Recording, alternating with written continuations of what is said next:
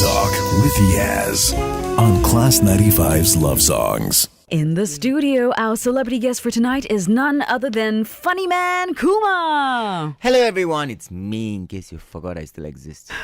I can still do the Kumar wave. Yeah, I know a lot of people do that, right? I know I don't think anybody has come up with a new, distinctive wave yet. Yes, other than the pageant wave. Yes. The Queen wave and then the Kumar wave, huh? Yes. Queen was over at Singapore. That's Anyway, so we're going to chat with Kumar in just a bit and of course talk about life and love, and we'll also find out about what Kumar's been up to. So you promised to reveal all. Yes. Yes, but with the clothes on, obviously. Yes, of course. Yes. With you can reveal everything. Nobody's here, but I've got the webcam. Dun, dun, dun. Dun, dun, dun. Stay tuned. Pillow Talk with Yaz on Class 95's Love Songs. In the studio, our celebrity guest for tonight is Kumar. Yay. Hello. Now, Kumar, it's interesting because I was reading an overseas newspaper report about you. Yes. And it said that your name means young man in your native Tamil language. Really? Is that true or? I don't know. Did you never ask, why am I called Kumar? No, I did ask my dad that time, but he said it's actually a name of one of the Indian god. Oh. Wow. Deity. God. Okay, holy. Probably not young man, then. Maybe it is. Maybe it's a Sanskrit thing. I don't know. A deity that's a young man. Okay. So Kumar, before we get into talking about life and love, tell us about what you've been up to. I'm still working at Three Monkeys at Orchard Towers on Fridays, Saturdays, 11, and Wednesdays at Holland Village, 8 p.m, and Hard Rock Cafe on Mondays. And the rest of the days? Rest of the days, I tai lo. I think everybody's very envious. No. And recently you had a show at the Esplanade as well from 4th to 7th of March called Kumar Stripped Bare and Standing Up. Yes, it's a rerun from last year. Okay. Yeah. Why is it called Stripped Bare and Standing Up? Because I tell a lot about my life. But stripped bare, obviously I can understand, go really, really laying it on the table, but standing up? Below the belt. Oh, or maybe, even people beat you down, you're still standing up. Yes, exactly. Okay, that we figured out. So let's get into how do you got started in this business some time ago. You're so nice, 19 years ago. I think you were the first to do comedy in a sense, and you had nobody to emulate or ask advice That's why when from. people ask me, who's your role model, I'm all the time like, Myself? I don't have, because it's, there's nobody to follow, because you can't follow the American comedians because they're totally different, and we have very, very strict rules. So I just had to come up with whatever I can. I understand you started out at Haw Villa for 2 years. Yes, I was actually a serious Chinese mythological actor. Don't ask me.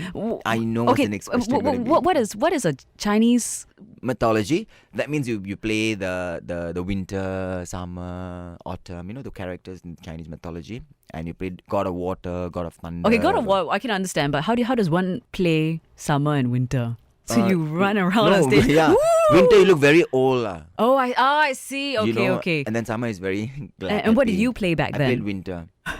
Very dark clouds. And then how did you sort of get into comedy and doing what you do? I wasn't earning enough those days because Harper was only paying us about $800. So isn't that a lot of money back in those days, though? It was, but you still can't survive because you can't have any vices. You can't go out. You can't have a night out. You can only do maybe once a month, and that's like really, really stretching the dollar. Okay. And I needed to moonlight, so I was given this opportunity by Lim Xiao Chong to do stand-up at this club called Laughs for $40 a night. So I thought, okay, I can do it because we only work in the day, so I have time at night. And I went to do that. That's when Boom Boom Room was opening, and Alan Coe and Dick Lee wanted a host, so they asked me because they saw me doing it. Okay, so I'll just quit Harper and join them because the money was better. I was also doing some research, of course, before you come in. Yeah. I watched you did this sort of documentary yourself on Vasantham. It was a few years ago. Yes. It brought tears to my eyes. Turning point. Yes. A lot of people like that because, especially in our community, in Indian society, we don't really open up. This program has been really, really good, but I wish that they could do another season because they just stopped it. And they finished out of it. It really opened a lot of people's mind. It's not just about being who you are. My life story is very general. It's about feeling not wanted, Right. Yeah. And it's interesting because, when you click on a video of you would expect it to be funny, but it wasn't. You were very serious. And you talked about, you laid it bare in a sense about your feelings and everything. Yeah, because I'm not really funny all the time. I'm not like a vending machine. I'm usually... 50 Yeah, exactly. cents. And I love your earphones. They are Oh. they have glitter. Yes, they're totally blinged out. I did it myself. Oh, really? You're a Yes. bling bling. I stuck it on painstakingly, and it drops off all the time. Yeah, I know. But it's nice. Thank you. So I Sorry. remember watching in that turning point in Vasantham. Yes. You actually said that you fell out with your parents, sort of thing, when you first started out. Yeah, because my dad didn't want to talk to me because, having an Indian family and an Indian son and Indian family, Indian son. That's Only funny. Indian son as well, Yeah, right? yeah. I have a younger brother. Okay. At that time, I was the only son because my father have 2 wives. Okay. So my brother is from the second wife. Okay. Having a son and 3 elder daughters, and your son is this, a trainee, and it just didn't sound right. Because we Indians are always worried about the society and what people think. And my father's from India, you see. So Oh, right. Okay. divorce was a major issue already when my mother fell out with him. And having a son like that is like, oh my God. So they were finding an excuse who to blame and what to blame. So they blamed it on you. They just blamed it on me because, Indian boys cannot be born in August. I was born in August. Me too. Which What day? I'm 10. I'm 15. we're true blue Leos. Yes. Yes, to the T. To the T. Yes. And Indian boys were born in August. It's a belief that you'll separate the family. What? Yeah, they have to have an excuse, you see, a reason why your son is whatever it is. Oh dear. Okay, that means you should not have sex in July. Because 9 months No, before. you can't have sex in, July. June, Because- July, to be safe, line. Yeah, to be safe. Anyway, having a child is accident. Okay. A lot of people, yeah, okay. Yeah. Let's not go into that. Yeah, so that's the issue about me and being the only son. My father didn't talk to me for 7 years because he thought I was a prostitute. And my mom was just, of course you come up to your mom faster, right? And it took me I only came out to my mom when I was 30. It took me that long. Okay. Then I moved out. That's a good way, huh?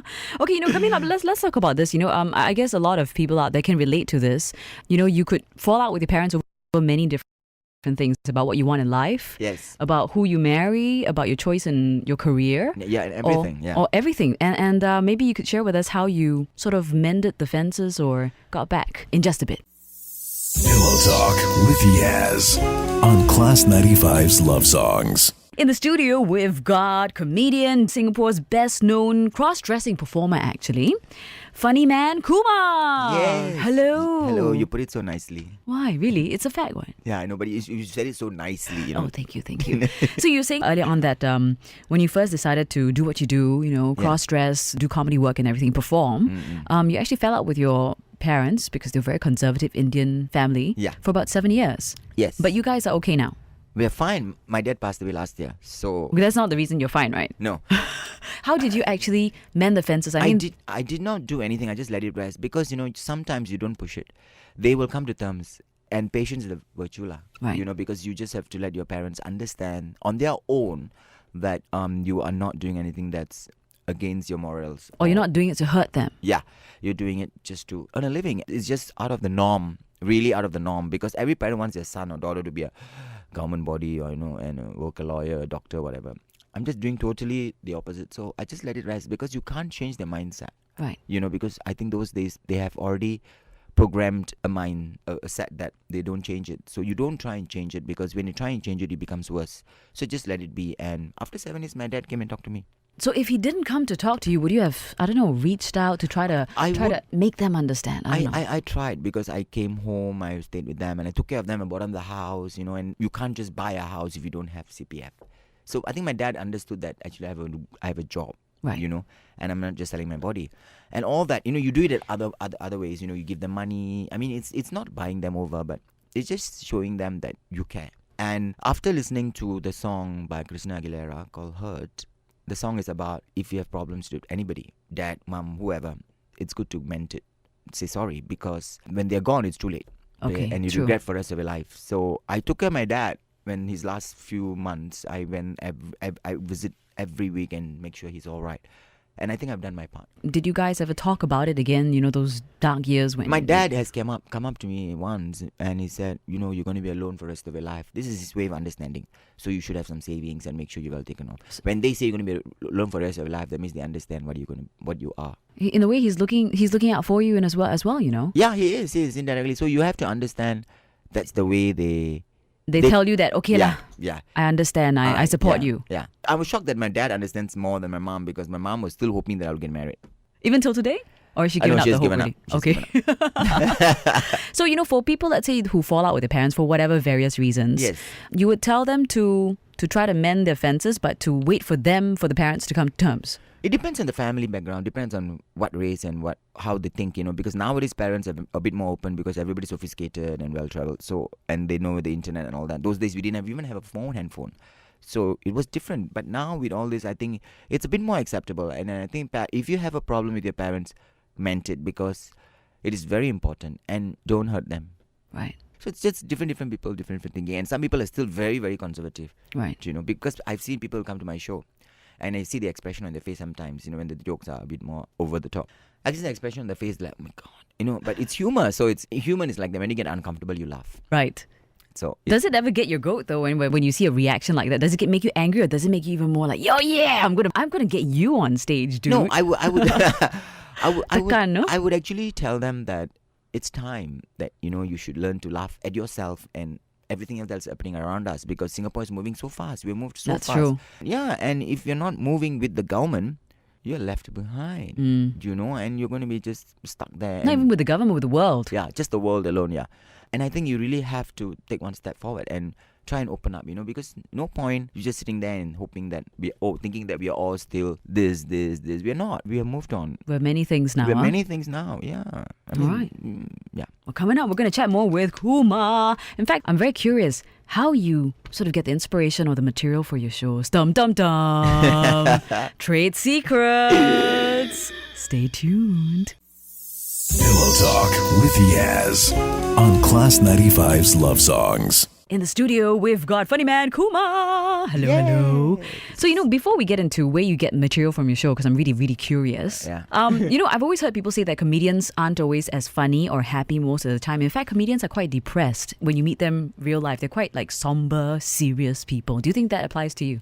Yeah, I'm not depressed. I don't have to be depressed. That's why when you see a clown in any picture, there's always a tear dropping down. That's true, yeah. And a lot of people think that's just art. No, it's because there is a sad story, and we all wear a mask in any kind of profession. If you're not happy with work, you wear a mask to pretend to be happy. And as comedians, all of us have got a very sad story. And why is that? Do you think? Is comedy like It's an escape. It's a major escape. And when we're on stage, we're the happiest. Okay. It is not that we are all depressed and we have committed suicide. No, it's not like that. It's just that personally, I feel that I had a very bad childhood, and to get out of it. And eventually, I was dancing and all that. Dancing made me feel really, really good because it made me happy. And stand-up comedy went into another level where I see other people smile when I didn't. Do you know? Right. And it makes you feel really good. Like if you have 100 people in the audience and you make 10 people smile for the day, you're really good. People have come up to me and said, I just divorced and I was so depressed, and the only thing I could do is come and watch you, and it made me feel better. And it's very really fulfilling. Yeah. And just one person to say that, you're like, oh my God, okay, this makes you go on. But doesn't the flip side is when nobody smiles and nobody laughs, doesn't that even, your emotions are riding on other people's emotion? Isn't that kind of scary also? It is. But if they don't love me, they're stupid. Because I like that attitude. You love you stupid, huh? Yeah, Little S on your head. Yeah. I like that. I should think about that more often. Stupid as I don't laugh. Go watch Glee.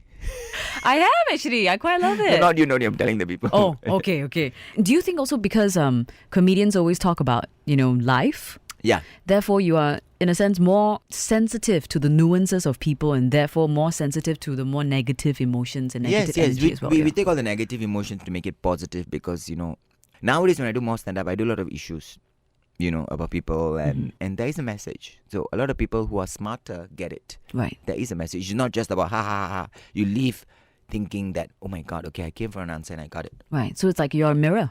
Yeah. So where do you get all this material? Do you sit down? Does somebody write it for you? Because I know some comedians actually have script writers for them. I don't because I observe. I'm very observant. So when I see someone wherever in the street behaving funnily or looking funnily, and I'll write about I write around it. And like fashion, there's fashion, you can go on forever. That's true. But there are a lot of people who dress very badly nowadays.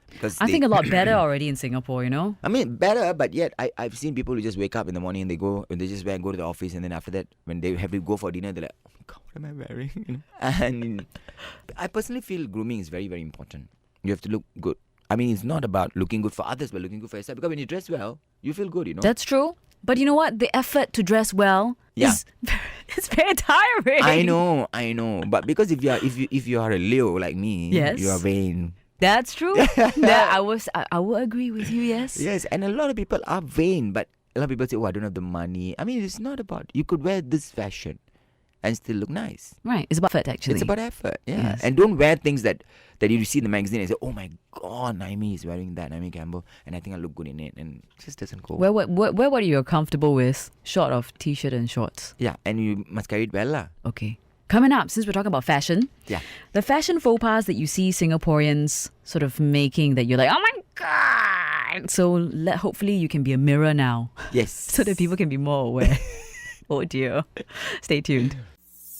Pillow Talk with Yaz on Class 95's Love Songs.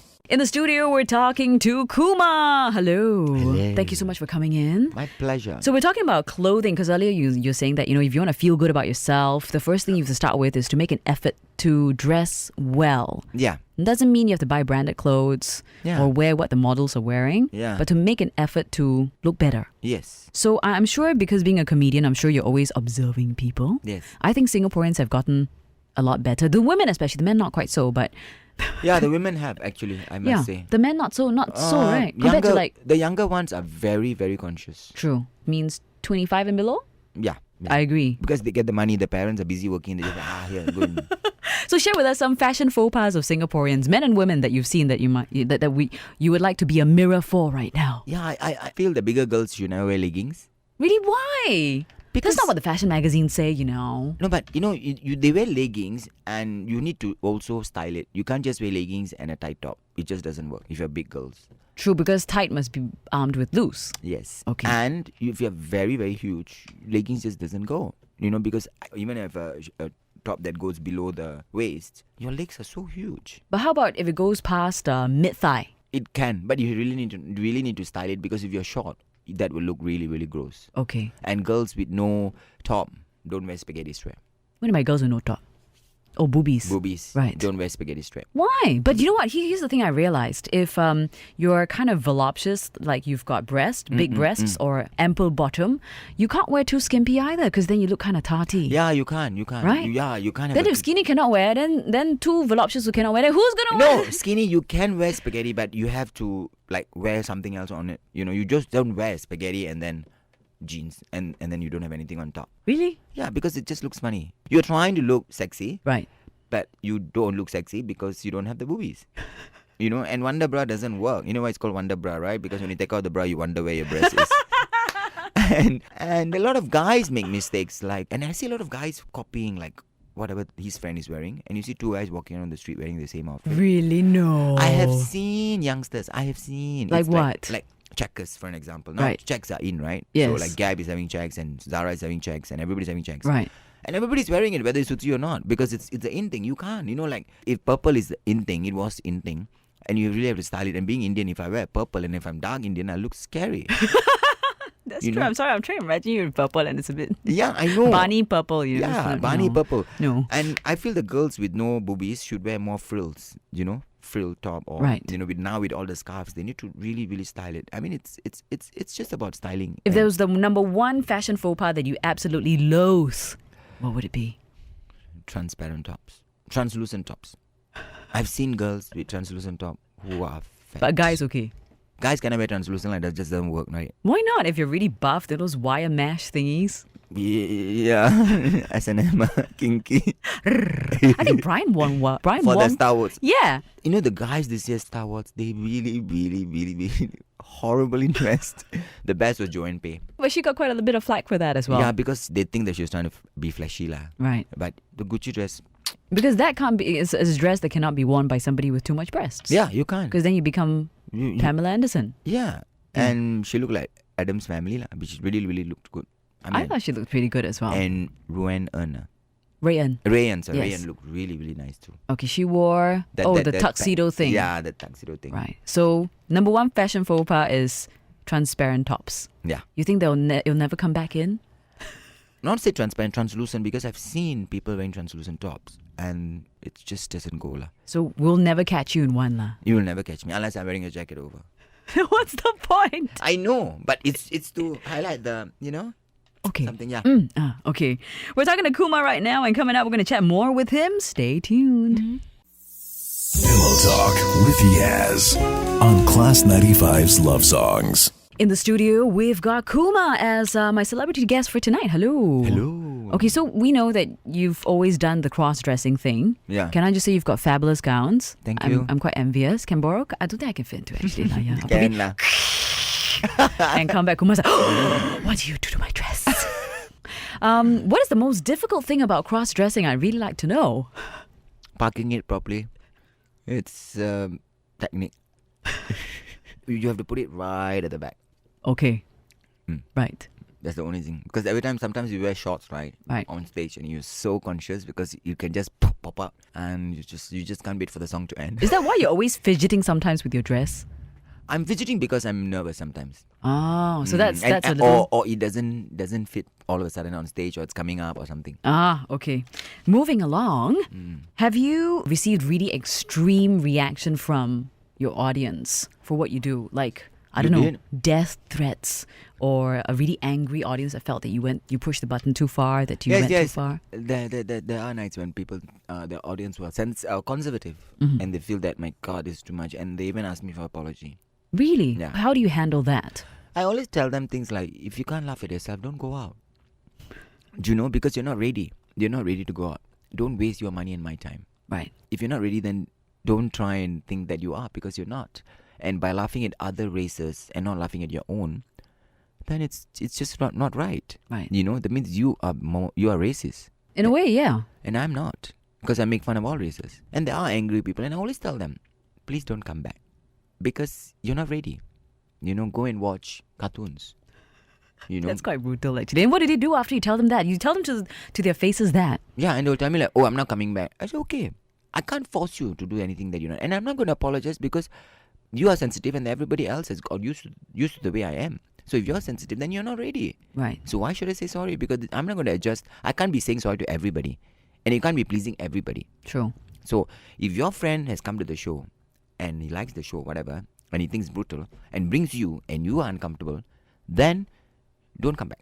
Fair enough, yeah. Fair enough. Because you have that choice. Yeah, you have the choice, what? Because you're paying for it. And likewise, you have the choice to not apologize for that. And for dinner and dance, I always alter, because dinner and dance is committee is throwing the show to them. Right. So you have to alter to be a bit not Because brutal. not everybody made a choice of saying, yes, we want you, and the extremeness or whatnot. Yes. And a lot of people don't understand that in dinner and dance, you can't be as brutal as you are on stage. So and everybody thinks that I pick on people, and I don't. I mean, I don't pick on people unless you make it very obvious that you want to be known.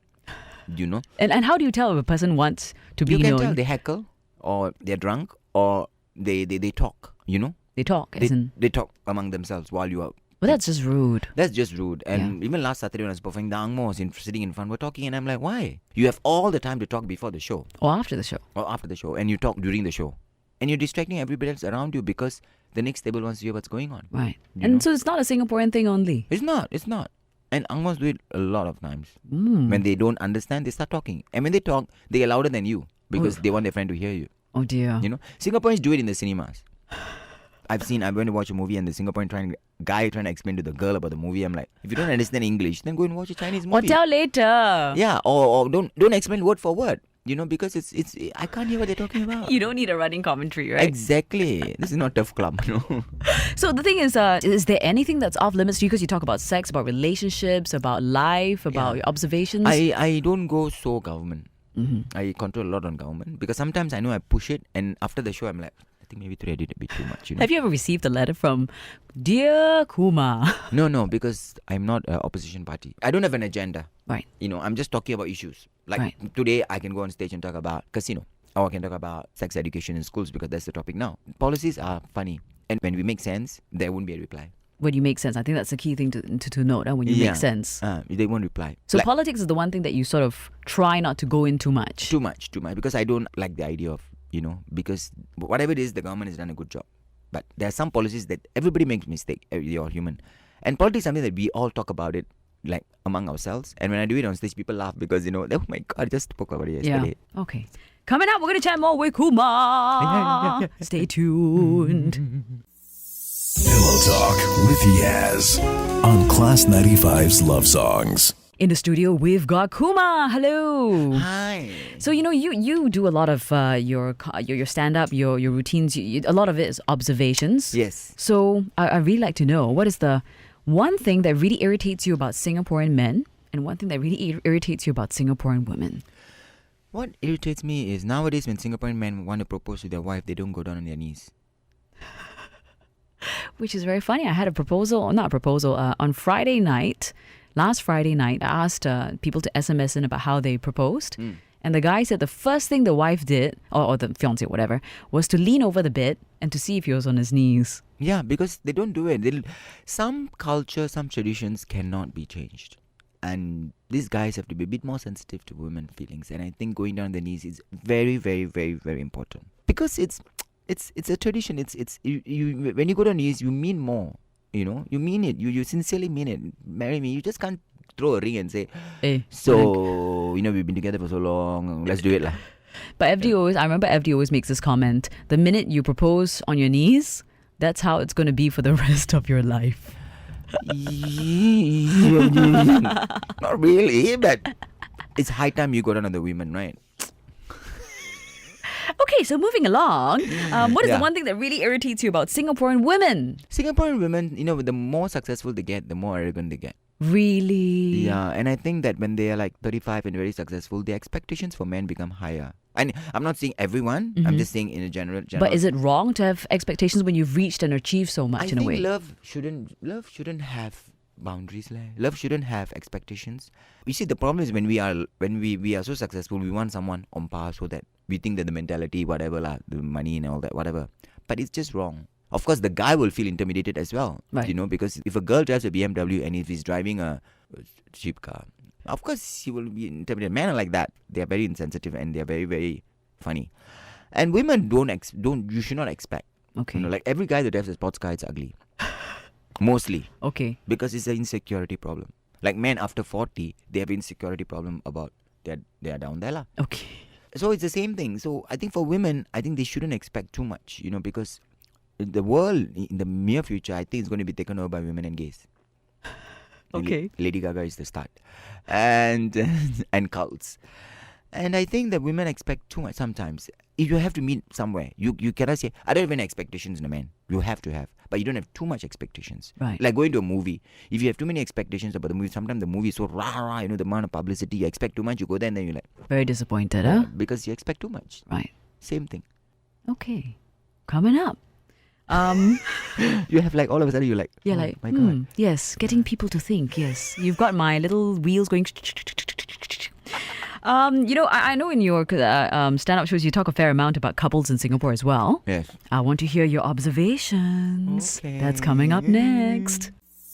Pillow Talk with Yaz on Class 95's Love Songs. In the studio for the last about hour and 20 minutes or so, we've had Kumar. Yes. Hello. So nice of you to come in, and we're nearly the end already. I'm so sad. Yeah, this is like one of those very fun interviews. Me too. Yeah. Okay, you do a lot of observations, and I want to hear from you the do's and don'ts of any relationship from what you've observed, according to Kumar. Okay. Yes. The do's first or the don'ts first? What do you think? Okay, let's do the don'ts first. Yeah, negative first and then end off on a more positive note. I like that, yes. Don'ts. Strategy. What you don't do in a relationship. Yes. What you don't do. You don't buy presents that don't mean anything to the person. Even if they really like it. No, if they like it, yeah. But, I've seen just, not even a relationship, even a friend relationship. Even if it's my friend, I don't buy my friend who is fat something with stripes. Well, vertical stripes could Yeah, but I've seen horizontal stripes as well. And I don't buy for my friend who's getting married pots and pans. I've seen it in Indian weddings, But maybe because they're getting married, setting up home, need to cook. Yeah, but they know what to do with their own house. And if you're in love, you don't buy things for the sake of buying. That's so wrong. That's Okay. number one. That means you don't understand the person well. Okay. And their other don'ts are like, don't pretend something that you're not in a relationship. Be honest. Don't make it look like, okay, this is the first date, so I have to look really, really good, and then eventually, it's like, oh my God, I'm seeing the real you. But you must make an effort still, lah. You have to make an effort, but don't put up a front that you're not. Okay. Be yourself. Put your best foot forward, but don't put a pseudo veil over yourself. Exactly. Okay. Whether the guy or the girl, whichever way. Okay. And don't talk about other girls. Don't talk about, oh my God, it's wrong. And the same thing for the girl. Don't talk about other guys, Right. You don't say, oh my God, the guy is better looking, he's dressed up so much nicer than you. You don't do that. So don't compare your partner to somebody else. Don't do that. Don't do that. I've got experiences where I've got guy friends with their girlfriends, and my hair is really long, and they will say, see, I told you, see, long hair looks better, right? Look at you, cut your hair. It's wrong. It's just wrong. You don't put a person in a spot. And the other don'ts are like, oh, got a lot of don'ts, huh? Oh, sorry. Okay. No, continue. Don't exhibit. Don't French kiss forever. Don't do things like that. Get a room. So no PDAs. You can, but sometimes it just gets out of hand. Like French kissing for attention, or doing anything like groping each other in public. Right. I think I saw a newspaper article recently about teenagers in their school uniforms. Yes, I've seen it. Like the. I've never. Why don't I ever get to see all these things? Because I don't. you sleep and you work at night. And I've seen kids in uniform and like they're so tan. They're like the girl, like, oh, kiss me a lot. Then like, hey, cannot. Hey, kiss me a lot. Like, what's so irritating? Uniform. I mean, this government should have a rule that school students should, after school, go home. Uniform should not be allowed in shopping centers. Oh, I think some schools have it already. It's a inter-school rules. They catch you in a shopping center wearing school uniform, you get punished in school. I think I had that when I was back in school. Sort of something. Yeah. I don't want to compare those days and now. A lot of parents do that when the child doing something. It's like my time. Right. You can't do that. When you do my time, they don't understand. So same thing lah. Okay. So no PDAs, huh? Get a room. The do's. Yes, the do's. Ending off on a more positive note. Yes. Open a car door for your girl. Right. Because a lot of men don't do that. That's true. Nowadays, when they open a car door, the car is new. Bring her to somewhere show her the places that you like to go. Hang out together. Spend more time. It is not about, I want to meet your mother. It is not about that. It's more than that. You have to show your girl or your friend or whoever in a relationship, whatever relationship, that she or he is important. Right. To you. A very small gesture would mean a lot. Not just by buying a diamond ring. It's more like just touching or stroking her or him, whichever. And I think that would show that, like, a cat, when you manja with the cat will like, same thing, you need to show that. Don't just assume that everything is okay. Right, because Singaporeans are not quite, expressive. The government did a survey and found that the Singaporean married couples only have sex once a month. Really? I'm not joking. Came out in the papers. Oh, I didn't read that one. Yes. When was that? Long time ago. About 3-4 months back. Oh dear, that's not good. That's not good. I mean, not just sex. I mean, that means you don't even go intimate. So, intimacy is not about sex all the time. Yeah, not about sex. So it doesn't have to lead into sex. You have to do that. Touching, holding. Yeah, every morning you wake up and look at your wife and say, or girlfriend or whoever, you say, I love you. And before you sleep, I love you. Girlfriend, boyfriend, message. Even if you don't mean it? You have to mean it. Hey, I love you. No lah. A lot of people do that, you see. But it's very sad. And once you're after 40, that doesn't mean, once you have a child, doesn't mean that you lose everything. The intimacy with your husband or your wife. A lot of married couples do that. When they lose focus. They lose focus. Why they were together in the first place. And then they end up, the whole love ends up to the kid. And they forget about themselves. Right. You need to still go out and have your own candlelight dinners. It's very, very important. Right. And after 40, a lot of women stop giving their husband. Because they think no point. But it's very important. That's the reason why a lot of people are having an affair. Because after this, your child's going to leave one day. Yes. It's just crazy because I have people who are just, and they think that, okay, this kid is going to take care of me. You can't do that. Because there's too much pressure on the poor kid. On the kid and for yourself. Because if your kid comes out the other way, it's backfire, And then you're left alone. By the time you're 50, 60, you realize that, I didn't go and find a life for myself. Especially those single mothers. Right. Oh shit, I didn't go and find a life for myself. Now I'm stuck. And you can't. And you don't know where to start. Yeah, you don't know where to start. It's too late. So you got to be depressed and then end up counseling and commit suicide and all that. Toy! I mean, I'm saying there's a lot of issues, about this relationship do's and don'ts, because a lot of people are doing it the wrong way. Okay, so the do seems to have less, but it seems to be all-encompassing. Yeah, I know. To always to spend time to share and experiences. I can be a therapist. I think so too, actually. And to always express your emotions. Never take for granted that they know. Yes, and don't lie. Don't lie. Because when you lie, when she finds out or he finds out, then you do tell another lie to cover up this lie. Right. And it never ends. So don't even go down that road. Don't even go down that road. So Kumar, you don't ever lie ever? I do. But I do white lies. You don't tell if you have a relationship, you don't tell 100%. You still have your secrets. You know? Okay. So as long as the secrets are clean secrets. Okay. I mean, I am a, what do you call that? monogamy. Monogamous. Yes, monogamous. That's the word. And a lot of people don't believe that. Why? Because it's Kumar. Kumar is so wild on stage. And a lot of people think I'm Angmo lover or something. And I don't. Actually, I didn't think you'd be promiscuous. You see? And because of the fact that we are Leo and we are loud and we are, because being me on stage, a lot of people think off stage I'm exactly the same person on stage, and I'm not. No, I didn't think so after I saw all the videos, because very serious, huh? Yeah, I'm conservative in some ways as well. Yeah. Okay. I think I rounded up the do's. Yes. The don'ts were quite self-explanatory. So how? Can lah. Can lah. So to round off tonight, thank you so much for coming in. But this my is pleasure. a question that I ask all the guests. Do you have a love mantra, a principle that you go by when it comes to love that you could share with all of us? I give all. I give my all. Mariah Carey. Because for someone like me, love is very hard to come by, and sometimes I get carried away. When I give all, I need it back, and I don't get it. But it's the way I am. I give all, and I believe that the best solution is when you give, don't expect anything in return. Fair enough, yeah. Yeah, when you expect, that's when you get disappointed. Which is very, very awful because we're human. We want something in True, return. yes. But I think you expect the least, because you are the type to give all. So if the other partner gives you a little, take that's all. Control your expectations. Yes. Okay. Well, thank you so much for coming in and sharing with us. No problem. It's been really fun. Yay. And don't forget to catch Kumar once again Fridays and Saturday nights at Three Monkeys Cafe from 11 p.m. At Orchard Towers. Monday nights at Hard Rock Cafe. 11 p.m. And Wednesdays at Holland Village at 8 p.m. At Three Monkeys Cafe. Monkeys. All right, can go catch him and say hello. Don't be shy to come up. I think some people might be a bit intimidated, right? Of course. But don't be shy. Yes. He's very approachable. Thank you so much for coming in. My pleasure. Stay tuned for more Pillow Talk with Yaz on Class 95's Love Songs.